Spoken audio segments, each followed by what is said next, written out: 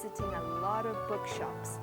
I love to go and see bookshops because it feels so magical inside, and you get to see so many books and so many stories, and it transforms you to a magical land.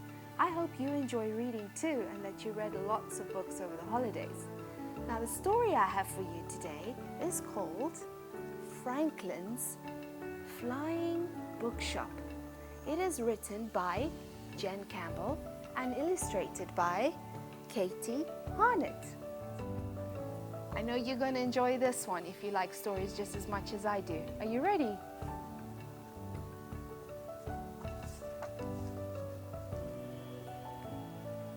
Franklin loves stories. Stories keep him warm at night. His front door is a bookcase that keeps out the wind. There are lots of books inside the cave that Franklin lives in, and he likes to read them out loud for everyone to hear. Every day, Franklin reads about King Arthur and roller skates, about electricity and baking. He reads about spiders and ballet, and how to do kung fu. When the sun goes down, Franklin reads by the light of 1,000 fireflies, because fireflies like to hear stories too. But it's a warm night. He spreads his wings and flies into the sky to read to the light of the moon. There is a village near Franklin's cave. Sometimes Franklin goes there, but it is always quiet and it is always empty, and he can never find anyone to read stories to. So Franklin goes home and he reads about gymnastics, and he helps the bats in his cave to set up a trapeze. Then he yawns very loudly and he stretches his tail and climbs into bed with a warm cup of chamomile tea. He sleeps tucked under hundreds of comics, and he dreams about Vikings sailing over the seas. One day by the stream, Franklin sees a man. "What are you?" cries the man, quaking in his boots. "Oh, I'm Franklin," says Franklin, and he holds out his hand. "I'm a dragon who loves books, and I live in a cave." But the man drops his fishing rod and runs far away. So Franklin goes home and reads about music and helps the mice in his cave start up a band. Next day by the farm, Franklin sees a lady. "What are you?" cries the lady, shivering on the spot. I'm Franklin," says Franklin, and he holds out his hand. "I'm a dragon and a band manager, and I like ballet." But the lady screams loudly and runs far away.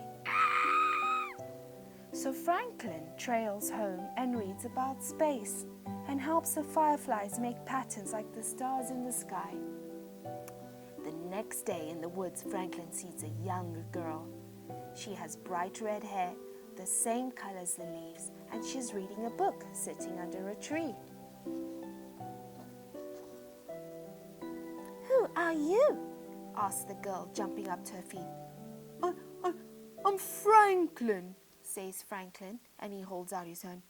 "I'm a dragon who likes stargazing and playing croquet."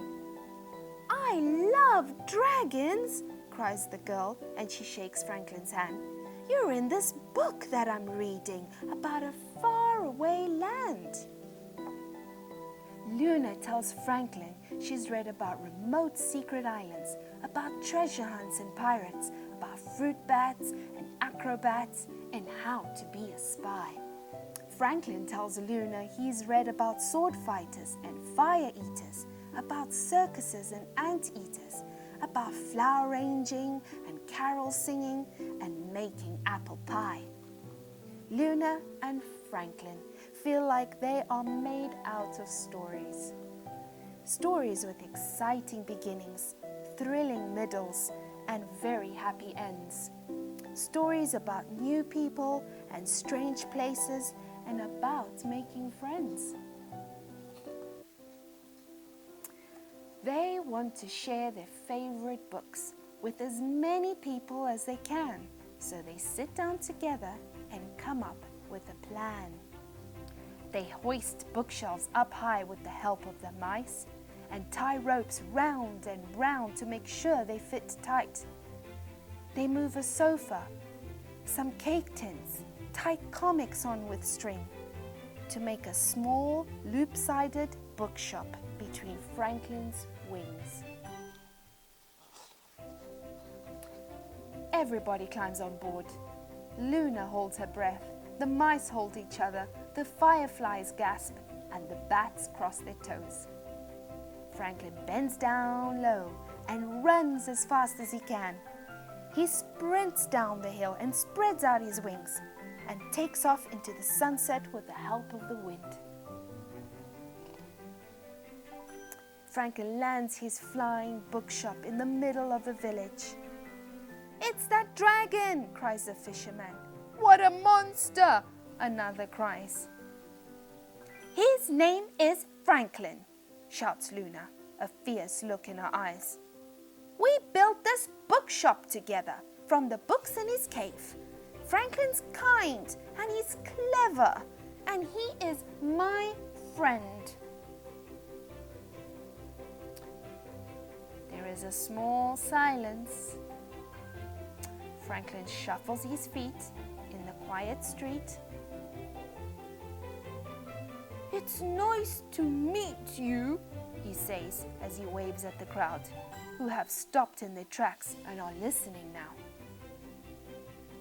"We have lots of stories that we'd love to share. Please come and say hello and pull up a chair."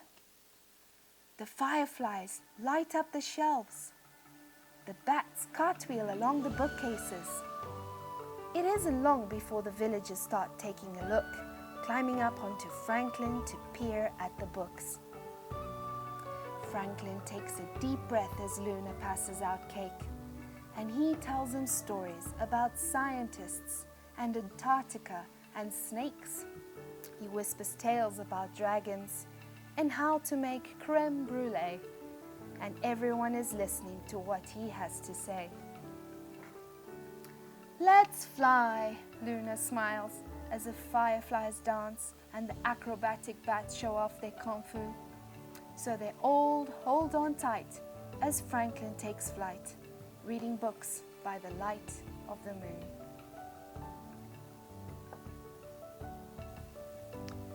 That was a really cool story, wasn't it? I'm sure you would like to fly behind Franklin and enjoy all his stories and books he has, wouldn't you? Until next time, enjoy reading lots of stories. Happy reading. Bye.